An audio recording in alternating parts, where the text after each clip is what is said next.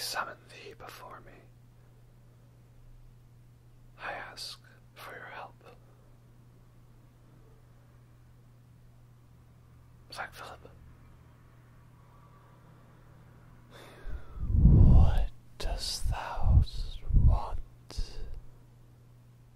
What can thou give? Would thou like the taste of butter, or a pretty dress? Would thou like to live deliciously? Can thou provide ASMR? Yes, I can show you the ways of ASMR. Hi, Black Phillip.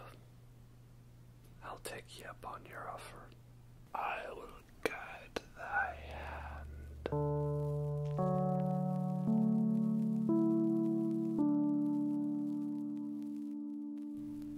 Hello everyone, and welcome to the ASMR review show.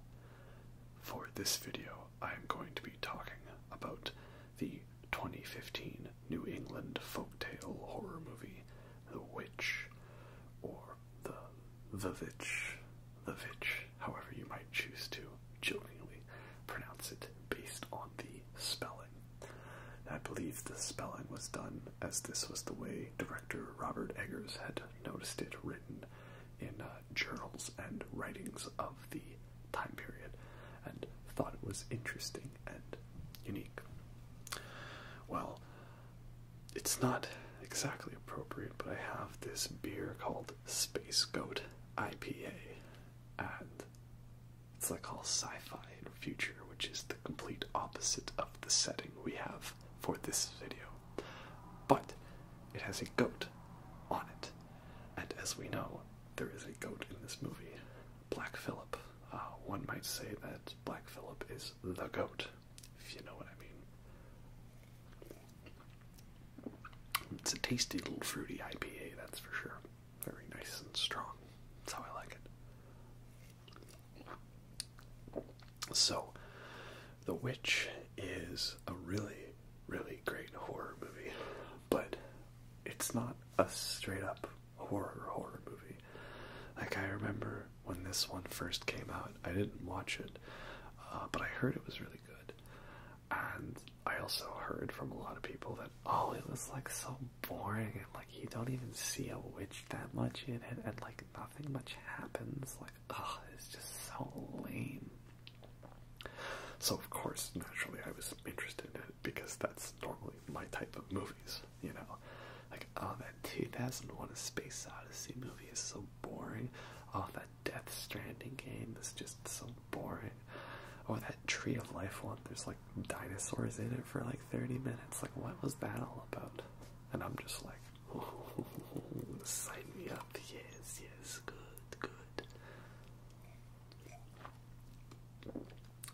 So, how would I describe the horror in this movie? Well, the idea is this is based on the whole witch hysteria of colonization in the 1630s and just before the Salem witch trials in the Massachusetts area.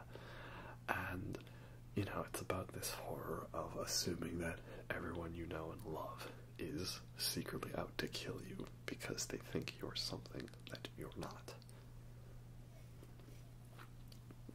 That was the idea of this film, was to convey that terror that you might feel from that situation based on such crazy things like, oh, if you can't memorize this entire Lord's Prayer, you know, we're just gonna up and murder you based on that because you're a witch.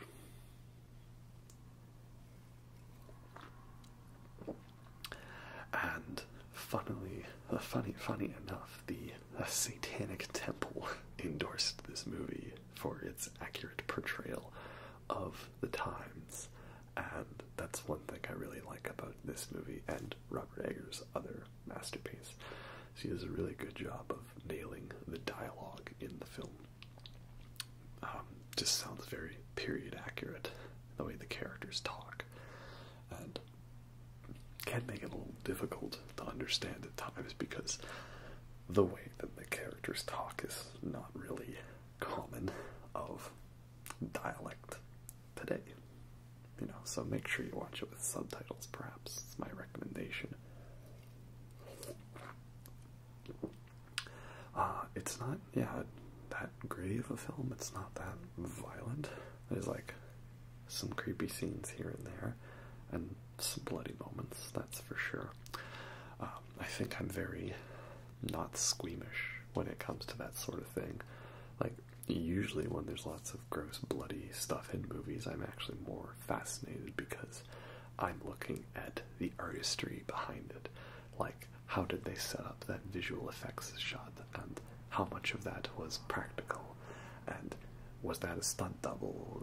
Is this a dummy? Did they use CG for it? How did they achieve this effect? I like observing all those things as I watch the film, and it adds to the entertainment value of it, because I very much enjoy the craft of filmmaking. And there's not too much of that in this one, only a couple scenes, but I would say that they are pretty effective in doing what they set out to do. Apparently, also, by reviewing a spooky, witchy movie, I am summoning the storm, so let's hope it doesn't get a little too crazy throughout this review. So, I find it's this genre of horror that we see more movies coming up with lately, like The Witch, Hereditary, Midsummer, Lighthouse, like the Robert Eggers and Ari Aster films, or the Jennifer Kent films like The Babadook and The Nightingale. All really well done, fantastic films, as the storm rages on. But, you know, they're not like straight up horror, you know what I mean? Like, you think of a horror movie, you're generally first gonna think of like the slasher genre, you know, where there's specifically a figure that is dark and scary and, you know, potentially wearing some kind of a creepy mask or something, and they're out killing people in various disgusting ways, and, you know, it's grotesque imagery, right? And there's lots of sleaziness, and there's sex, and there's violence, and there's sex, and that's your general concept for what you think of a horror movie, right? And then you have your crime thrillers, right, or your political thrillers, where someone's like being, you know, chased by the state as they try to uncover some deep secrets, you know, like Michael Mann's The Insider. That's a pretty underrated one. Or, you know, like the on-the-run thrillers, like The Fugitive, the Harrison Ford one. It's classic. Everyone knows that one. So that's kind of what you think of when you think horror thriller, right? But in this one, you know, it's like very slow, not much happens. It's just a family kind of around, and, you know, there's spooky stuff going on. Right? Starts off with this family, they're sort of exiled from their community because the father of the family was William, played by Ralph Ineson, is how you say his name. He's got such a great voice. I love his voice so much. It's like gargling gravel or something, like a shovel full of gravel in your mouth, but in a really tasteful way. And I was surprised that I didn't really seem to recognize him from anything else. Like, I could have sworn he voiced something that I knew of, but I haven't. Not that I know of. I might have to recheck IMDb on that one. They're exiled for being a little too conservative for, you know, the pilgrim groups, and that's how you know that you messed up, when you're too conservative and traditional for the conservative traditional group. They start off their new life in this new clearing of the forest, and they have a baby who gets captured by a witch and gets murdered because the baby fat is used to, like, coat the witch's broom so that it can fly. Like, I don't know, like, you don't see much of it, but like just the concept of like, you know, murdering babies to like boil their fat to put on brooms, like that's some pretty dark stuff, you know. So, but again, you know, you didn't really see anything grotesque right away, so does it count as horror? I don't know. This movie's boring, right? Nothing happens in it. Nothing happens. You just stare at the woods a lot. I don't know. So, Thomason is the main girl, played by Anna Taylor-Joy, is her name? It's Anna Taylor, that's her, Anna Taylor-Joy. Great in this movie. Great, very fantastic. Need to see her in some more movies, that's for sure. And throughout the film you realize that she is the eldest daughter, is being more and more like outed from the family as being potentially a witch, and everyone's going all crazy paranoid about, you know, like, well, you're a witch because of this, right? Or you're possessed by the devil because of this, or you were tempted by her, or you were sinful, all things like that, right? And, you know, if it turns out that one of them's sinful, it might be a witch, well, there's only one option. Fucking murder them all.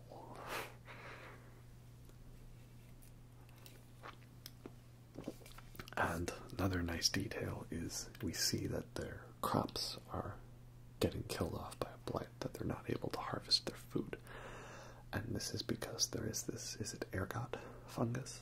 A fungus on the corn. One that is known to be hallucinogenic. And this, of course, could potentially be why the family's seeing all this weird stuff, you know, that they're being influenced by this. And perhaps that's the reason why we assume all these supernatural things are happening and why everyone's so paranoid and quick to judge people and things like that. So, yeah, no, definitely it's a creepy movie. It's a slow one. There's lots of, like, atmosphere to it, very well shot, and I love the period accurateness to like the feel, like it just feels like it's from that time. This is one thing I sometimes do, is I like to watch movies that I've already seen in black and white with like a gritty film grain. Because Pi by Darren Aronofsky, that's one of my favorite movies, and that was shot in like a high contrast, grainy black and white filter. And so sometimes I like to use the effects to put that filter on other films to see how it looks.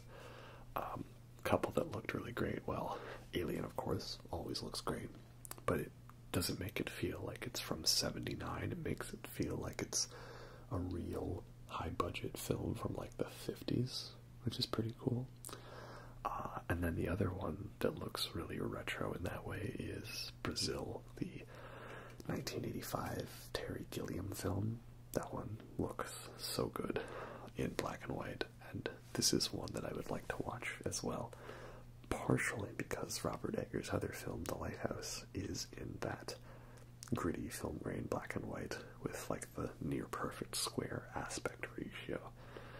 Like, you know, you can do those things like just to be like quirky, right? You know, and like, ooh, look, odd ratio, isn't that cool? But you do it in such a way like this, and it's all about really immersing you in this old-timey feel, and The Witch just does that so very well.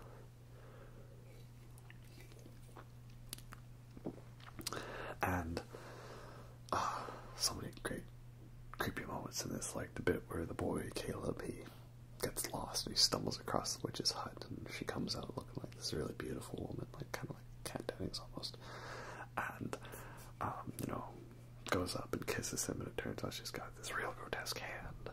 It's like straight out of the bathtub scene in The Shining, that's for sure.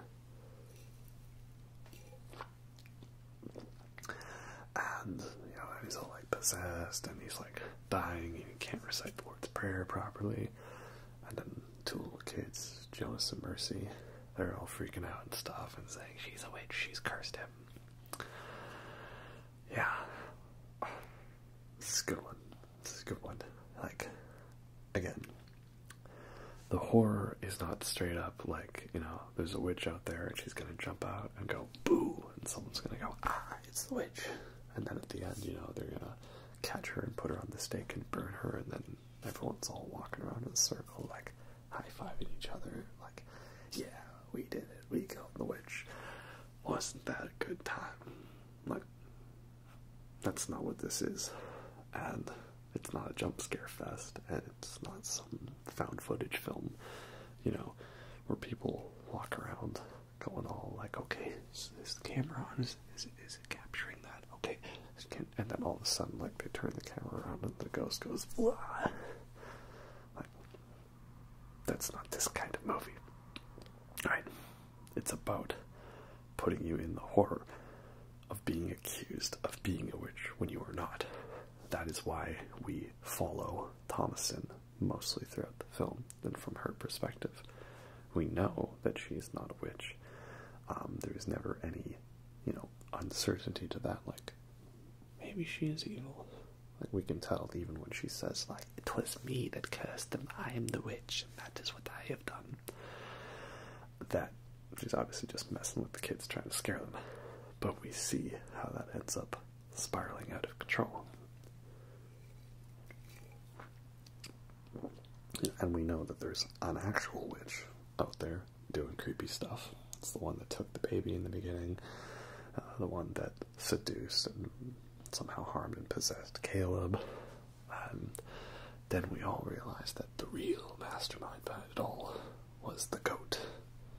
And he's also the goat. Like, greatest of all time. Black Phillip, right? Wonderful, wonderful. Apparently, they wanted to do a lot of scenes with Black Phillip, but because he was such a hassle to train with the animal trainer, they had to cut a lot of that out and just scrap what their plans were, so that's unfortunate. That bit where, like, William, where he gets jump scared by Black Phillip and he, like, just stabs him with the horns and into all the logs chop over and tumble on over him. Oh, great kill. Very brutal. And, you know, then you kind of realize throughout that, like, yeah, William is the one that's being all, like, crazy and stuff, but you realize that it's more so his wife. I know it's Kate Dickey. Catherine is her name, right? She's kind of the one more manipulating him and kind of forcing him, you know, saying that he's not good enough and that he needs to prove his worth more. So at the end, she's finally there trying to strangle Thomasin. She just grabs like a couple of shears and just fucking murders her. Stab, stab, blood. Right. And again, it's like, it's violent kills, and especially if you're a sucker for that is, you're very weak to the sounds of knives and stabbings going on, like shing and all the little effects, right? If that gets you, that gets to you, that'll really get to you in this film, that's for sure.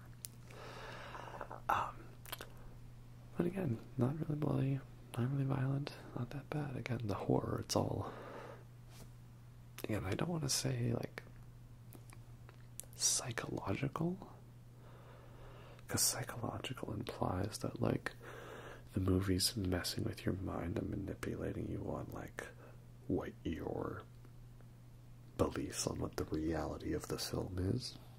So I think psychological horror, and I think, like,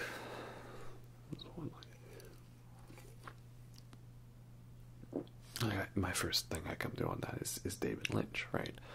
Where you're weirded out by, like, okay, like, why is there a weird, creepy person behind this diner, and why did all of the characters start referring to each other by different names, and what's with the blue box, and why is it, you know, Naomi in the car instead of the other character? Like, that's what I view psychological horror as, like, you questioning what the reality of the film is, right? Or in the Mouth of Madness, you know, this is reality, and this is not reality. This is not reality. This is not reality. But you don't really have that in The Witch, because it's like, well, there's a witch out there and she's doing weird spooky stuff and killing babies and riding broomsticks, and everyone else is all freaking out about, you're a witch, no you're a witch, no you're a witch. And it's not like, oh, I bet one of them secretly is, who is the real mastermind. It's like, well, no, we know that they all aren't. I don't think the film ever tries to make you think that someone of the family is secretly an evil person. Unless I just didn't read into hints that were given on that possibility. So, is the term atmospheric horror, perhaps?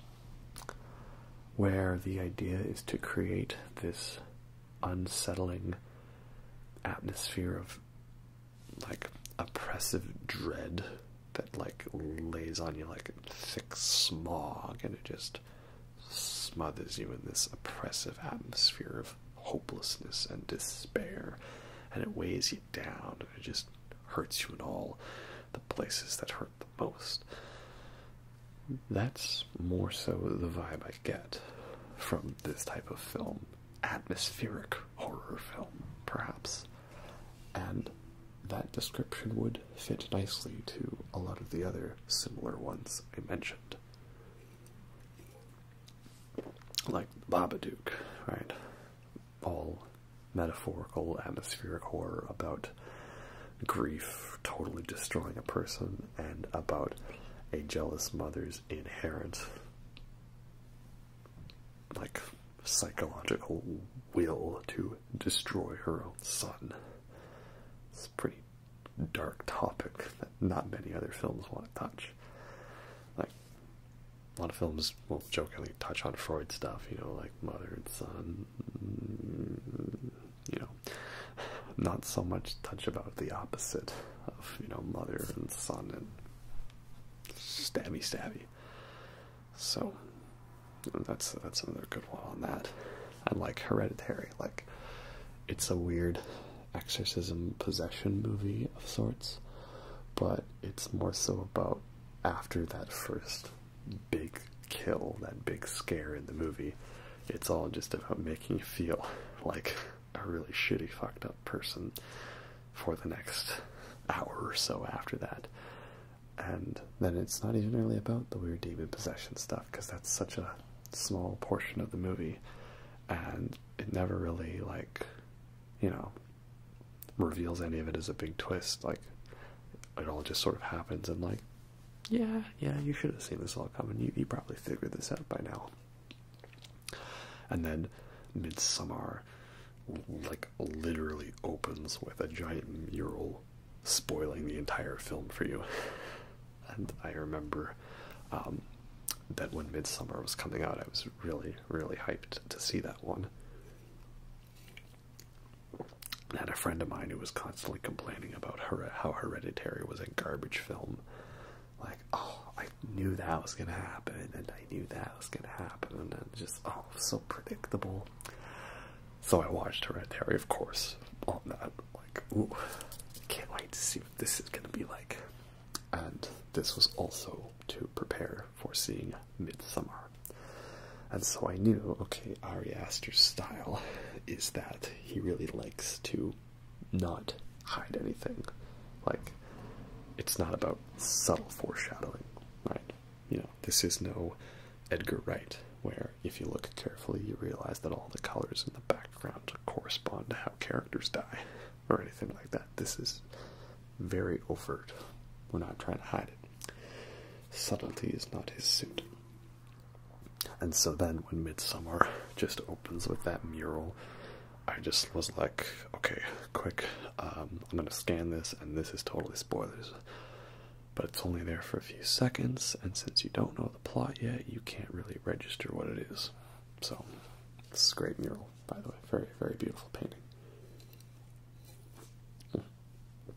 I might just have to talk about all those other films then, perhaps, you know, seeing as I'm already ranting about the bit of review that was specifically for The Witch. But that is kind of how I do things around here and stuff. I'm sure you guys hopefully understand that that's just the way I like to do things, because this is my channel. I can do what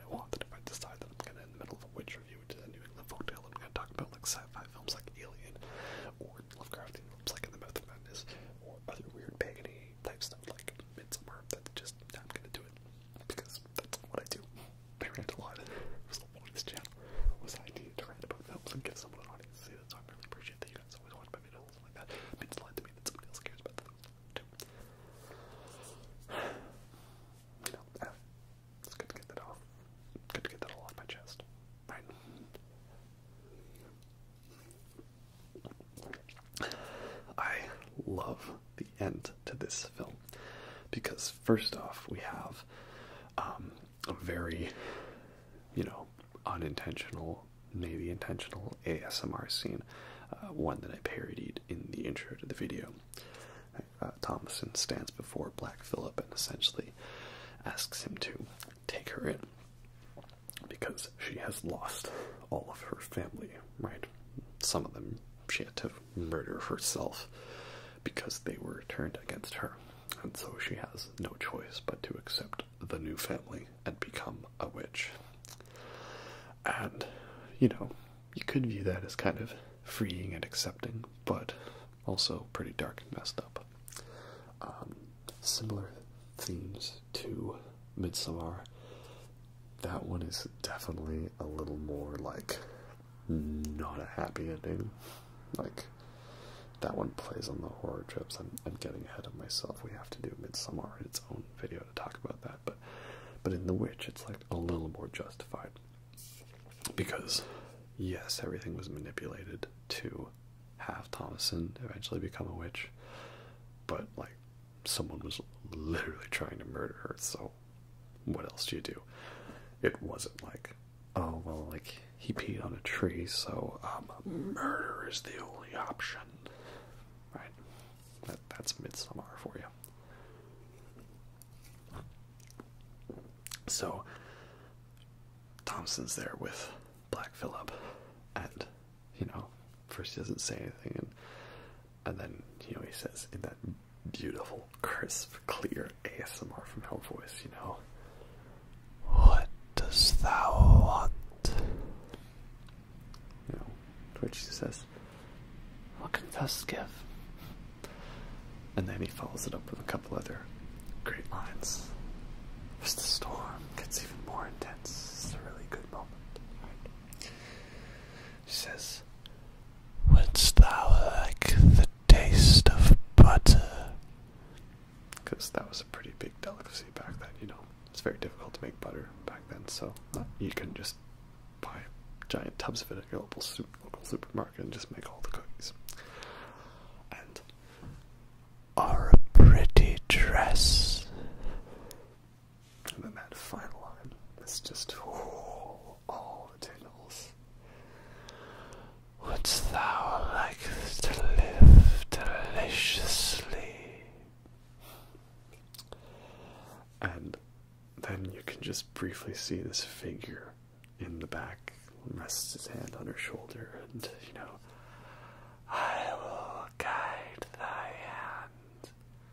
Oh, it's like so, for lack of a better word, deliciously evil.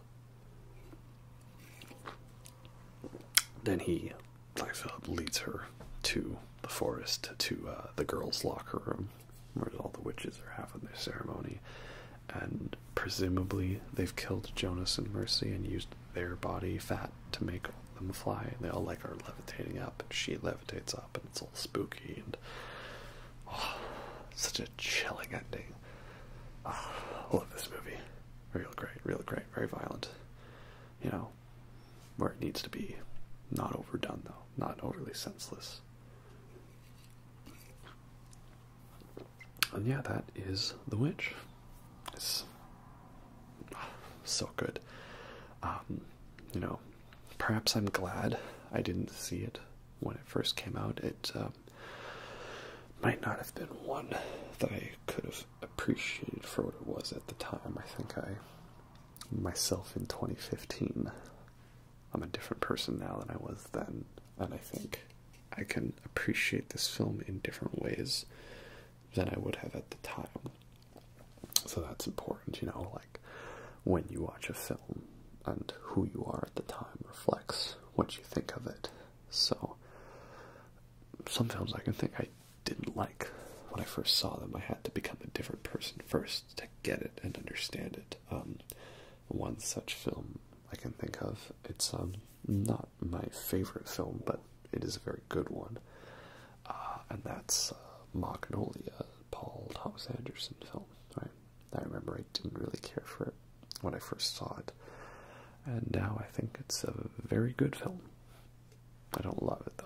I'm more of a There Will Be Blood kind of guy when it comes to Paul Thomas Anderson.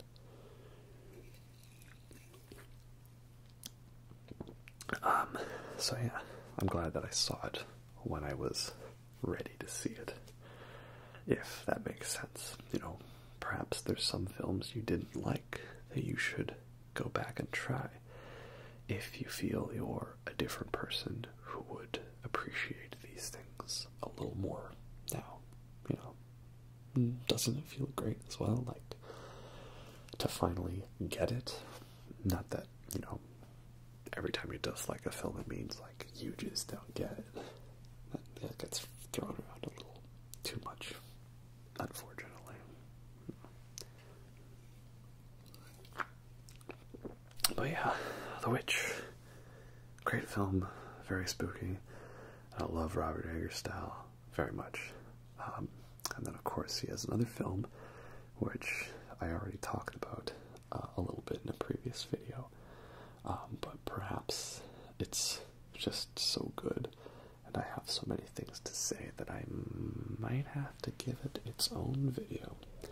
And I mean, I haven't calculated the numbers yet, but if you asked me off the top of my head what my favorite 2019 film was, I'd probably say The Lighthouse was my favorite of 2019. It's definitely the one that I think about and quote and talk about and reference the most, so it's definitely stuck in my mind the most, and that's gotta count for something when it comes to those things. Like, you know, the right answer is the obvious answer, and the one that just happens.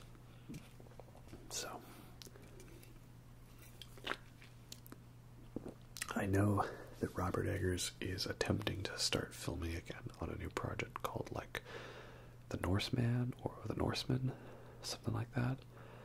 And it's all like Scandinavian or Irish, and Bjork's in it, and what's his name? Pierce Skarsgård? No, Stellan Skarsgård, not Pierce Skarsgård. That's the clown from it. Yeah. I saw like one set photo of that, and I'm just like, oh, I love this man so much. Robert Eggers, you were great. All the respect, all the respect.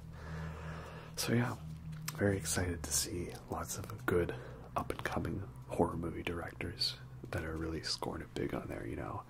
Jennifer Kent, Robert Eggers, Ari Aster, Jordan Peele, Panos Cosmatos, right? A lot of great ones out there, so here's hoping all you wonderful individuals get all of your projects approved in the near future, and I will gladly watch all the stuff you guys do.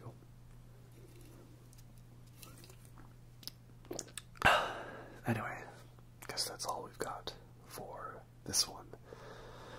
Seems that with every review I do, I give myself about 12 other films that I wanted to talk about. But I'm feeling the horror movie vibe, I'm feeling the spookiness, so I'm going with that for as long as it lasts. And there's nothing you guys can do to stop me.